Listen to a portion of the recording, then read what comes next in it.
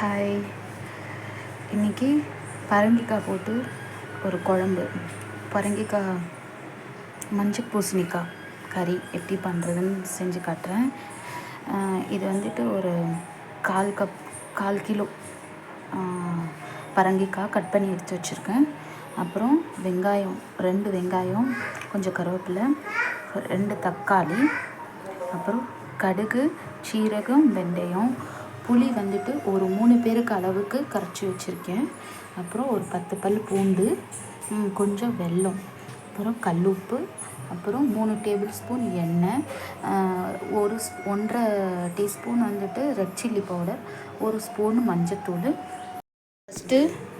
First 3 spoon எண்ணெய் ஊற்றிடலாம். காயட்டும், போட்டுடலாம். கடுகு, ஜீரகம், வெந்தயம் போட்டுடலாம். அடுத்தது பூண்டு, 10 பல் பூண்டு, பார்த்து கேர்ஃபுல்லாக பண்ணுங்கள்.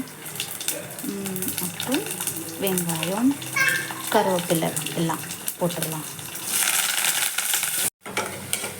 பாருங்கள், ப்ரௌனிஷாக வதங்கணும். ப்ரௌனிஷாக ஆனியன் வதங்கினா குழம்பு நல்லா டேஸ்ட்டாக இருக்கும். அதுக்கு நெக்ஸ்ட்டு தக்காளி, அதுவும் நல்லா வதக்கிடுங்க. நல்லா போட்டு வதக்கிடுங்க. நல்லா தக்காளி, வெங்காயம், பூண்டு எல்லாத்தையும் நல்லா வதக்கிட்டேன். இப்போது இந்த பரங்கிக்காய் போட்டு, ஸோ இந்த புளி கரைசலில் இந்த குழம்பு பொடி, இந்த சில்லி பவுடர், டர்மரிக் பவுடர் இது எல்லாம் மிக்ஸ் பண்ணி வச்சுட்டேன். இதில் இந்த குழம்பு கலவையே ஊற்றிடணும்.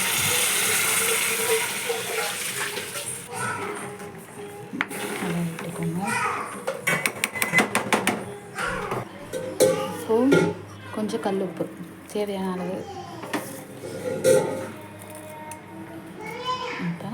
ஓகே, குழம்பு ரெடி ஆகிடுச்சு.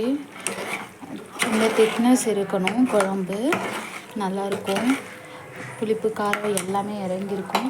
ஸோ இந்த டைமில் கொஞ்சம் வெல்லம், இது ஆப்ஷனல், பட் வந்து போட்டால் நல்லாயிருக்கும். கொஞ்சம் நேரம் ஒரு 5 மினிட்ஸ் இருக்கட்டும் குழம்பு. ஓகே, அவ்வளோதான். குழம்பு ரெடி ஆகிடுச்சு. காயும் நல்லா வெந்துடுச்சு.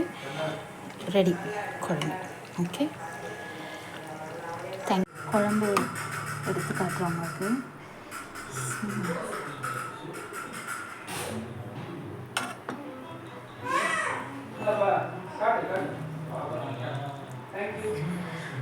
நெய் விட்டு சாப்பிட்டு பாருங்க. நெய் இல்லை, நல்லெண்ணெய். ஓகே, நல்லா வெந்திருக்கு. Okay, thank you, bye bye.